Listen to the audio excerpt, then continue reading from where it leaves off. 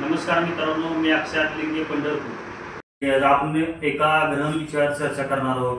पंढरपूरमध्ये आज कॉरिडॉर आणि अतिक्रमण या विषयावर भरपूर चर्चा होत असतानाच एका विषयावर सगळ्यांचं दुर्लक्ष होत आहे, ती म्हणजे पंढरपुरातील नवी पेठ येथील बाजारपेठ।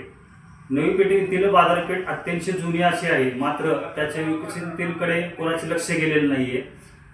आपली जुनी असलेली बाजारपेठ अत्यंत नवीनरित्या दुरुस्त विकसित होऊ शकते हे कोणाच्या अजून लक्षात आलेलं नाही। मी आपल्या समोर नवीनरित्या कशी होऊ शकते हे थोडक्यात एक आराखडा सर्वसामान्य नागरिक म्हणून मांडणार आहे।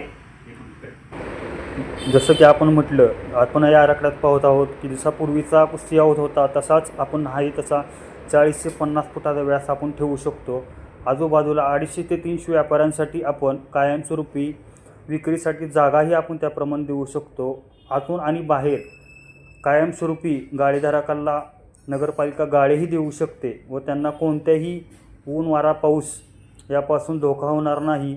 तसेच अतिशय सुंदररित्या निसर्गरम्य असं वातावरण आपण इथं या आराखड्याप्रमाणे तयार करू शकतो। फक्त हा आराखडा जाहीरनाम्यात न देता त्याची पूर्तता जो कोणी नेता करेल तोच या नगरपालिकेत तुम्ही सत्तेत आणा, एवढी माझी सर्वसामान्य जनतेकडे अपेक्षा आहे।